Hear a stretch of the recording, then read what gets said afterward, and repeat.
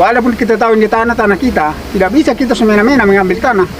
Kita coba suarakan juga dibungkan. Setelah kami tuntut tanah kami melalui surat-suratan, toh juga pemerintah tidak mau menggubris, lalu kami menduduki lahan. Suami saya ditahan sampai 6 bulan. Tanah ini adalah tanah kami. TPL ini memang sangat meresahkan dan mereka tidak mempunyai rasa manusiawi. Apalah arti kemerdekaan kalau memang tetap tanah kami dijajah? Tahun 2019 suami saya ditangkap karena tuduhan melakukan pemukulan terhadap Bahara Sibuaya. Padahal suami saya juga di sana sebagai korban. Kami masyarakat adat Lemtoras melakukan penanaman jagung di lokasi wilayah adat kami. Tiba-tiba kedatangan orang itu melarang kami melakukan penanaman. Kami tidak mau dan mereka dari rombongan Humas PT Toba Lestari melakukan termasuk dibilang kekerasan. Ada satu orang kawan kami di situ yang dikeroyok oleh security dan saya datang untuk melerainya. Tiba-tiba Humas PT Toba Lestari itu, yaitu Bahara Sibuaya, memukul saya dari belakang mengenai punggung kanan saya. Kami duduki lahan. Datanglah orang pihak TPL melarang dan menangkap saya, lalu dibawa ke kantor. Dijatuhi pasal tuntutan kepada kami oleh jaksa penuntut, yaitu pasal 170 yang berbunyi melakukan kekerasan di muka umum. Pasal yang dituduhkan saya tidak ingat, tetapi bunyi daripada hukuman saya, kata hakim dibacakan saya menduduki lahan tanpa ada izin. Lalu sebelum saya diperiksa, saya minta kepada polisi, saya tidak mau menjawab proses apapun sebelum ada penasehat hukum saya di samping saya bilang. Lalu akhirnya diajukanlah antara saya yaitu Binaris Situmorang, pendamping saya dari Bakumsu dan juga staf aman Tanah Batak.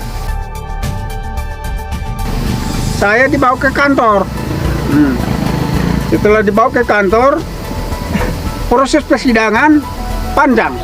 Jadi saya ajukanlah permohonan penangguhan, artinya keluar sementara sebelum vonis. Jadi buatlah secara tertulis melalui penasihat hukum saya. Setelah persidangan pada saat itu selesai, lalu saya temui hakim saya itu. Jadi jawaban Pak Hakim, oh masuk Bapak mau penangguhan, jangankan penangguhan. Hari ini Bapak bisa bebas. Syaratnya Bapak membuat pernyataan bahwa tanah yang Bapak duduki selama ini, jangan Bapak katakan itu tanah leluhur. Dan pernyataan kedua tidak akan menuntut tanah sampai kapanpun. Jadi saya pikir-pikir, mau berapa tahun saya lupa kok mengkhianati saya sama hukum saya. Lalu ku katakan ke hakim, sudahlah Pak Hakim, kalau tidak ada syarat lain, biarlah saya jalani aja lah hukumannya. Saya ingat ditangkap di lahan yang saya kerjakan 2004, lalu saya dilepas 2005. Vonisnya itu 1 tahun penuh lah. Nah, hasil persidangan itu kami divonis selama 9 bulan. Ditahan di tahanan Polres selama 47 hari. Dan setelah itu kami dikirim ke lapas kelas 2 Pematang Siantar. Setelah 21 hari kami di proses persidangan. Mereka mencemari air kami.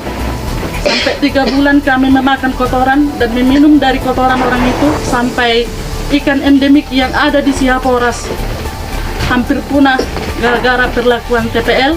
Di mana mereka membuang botol bekas racun mereka dekat dengan sumber mata air.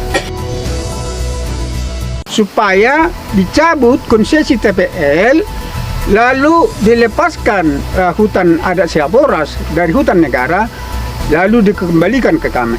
Para pemerintah dapat menanggulangi dan secara tegas dapat memberikan solusi kepada kami masyarakat adat. Masukan kepada teman-teman saya yang dimanapun, tetap semangat, risiko itu ada dalam setiap perjuangan.